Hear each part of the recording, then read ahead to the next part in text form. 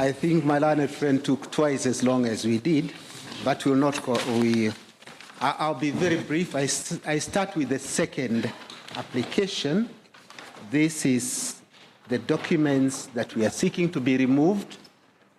The first question is, what is a petition? The answer is provided in your regulations, the Supreme Court regulations. Definition section defines a petition to include an affidavit accompanying the petition. Rule 6 provides in very clear terms, petitioner has an obligation to file an affidavit at the time of filing the petition. So to the question, what is a petition? The petition includes the affidavit and all the annexures to that affidavit.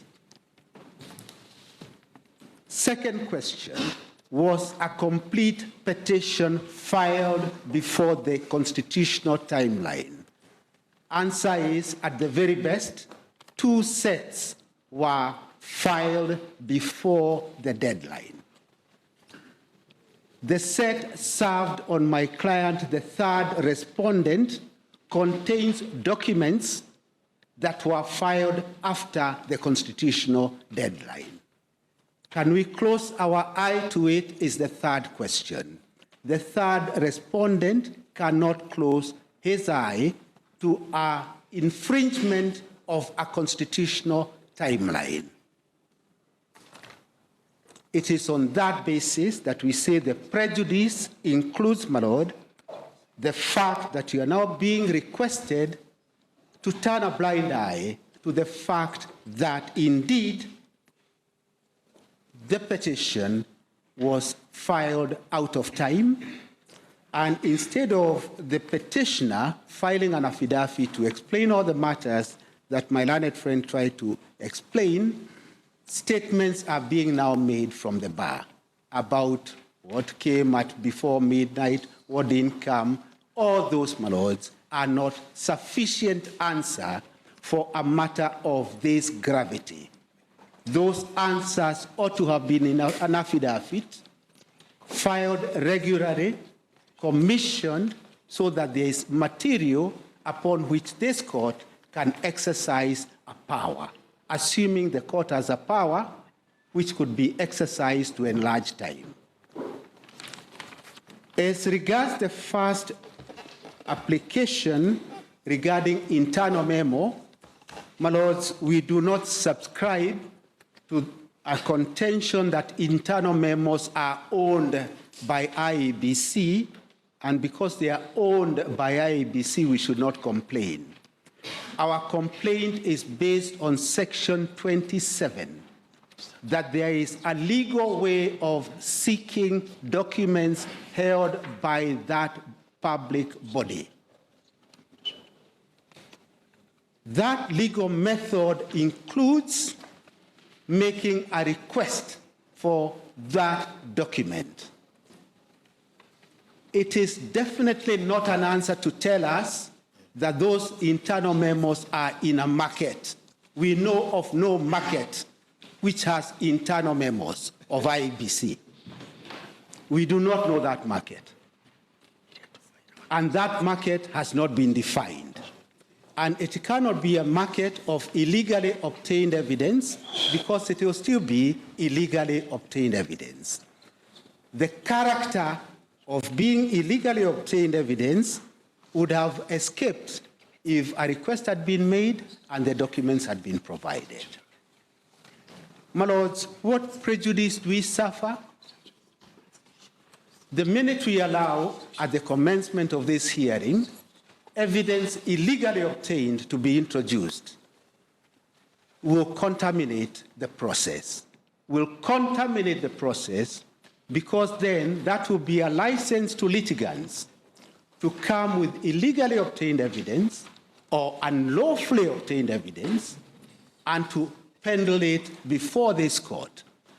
But my concern is perhaps even a notch higher. Are these memos authentic? the only person who can provide that answer is IEBC. Because these are not letters, they are internal memos. Are they authentic? Can I stand before you and assume they are authentic? The answer is I cannot do so.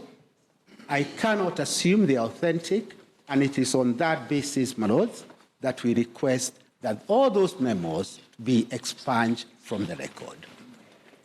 This argument would have been totally unnecessary, my lords, and I'm sure you can see the last word I want to say, if a request had been made to IEBC for production of the documents. The most elementary answer would have been that either these memos exist or they do not exist, or for one reason or the other, we cannot disclose them. That was not done. Why was it not done? Is the question, my lord, that the petitioner cannot answer. Why didn't they do such an elementary process of a letter and say, this is the letter we did, and then in abundant caution, we went to that market, wherever it is, to obtain them. My lords, on those grounds, I would request you to allow both applications as prayed, because there is no answer to any part of the request that we have made. That's all. Mr. Ngatia, before you sit down,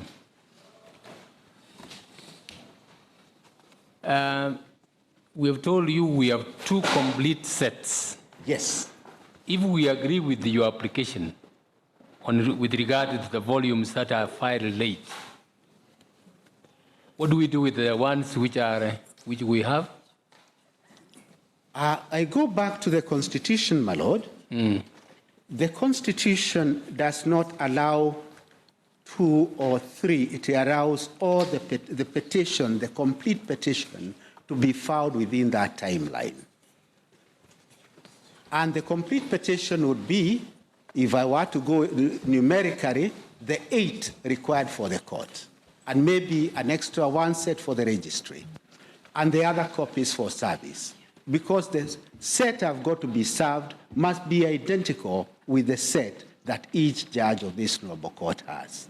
So it is not an answer, my lord, that there could have been partial compliance. So we strike out even the complete ones that we have, that were filed in time? Well, the only way I can answer, my lord, is I can only answer from what I have.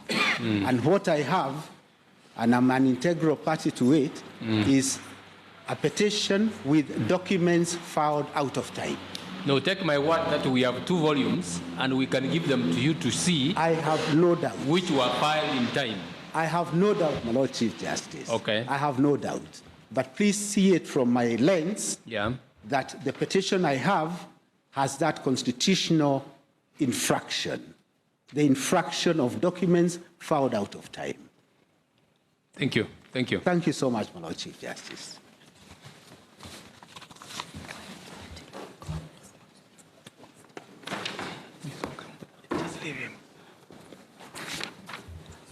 Okay, the next application, is it Soweto or Undubi? Soweto.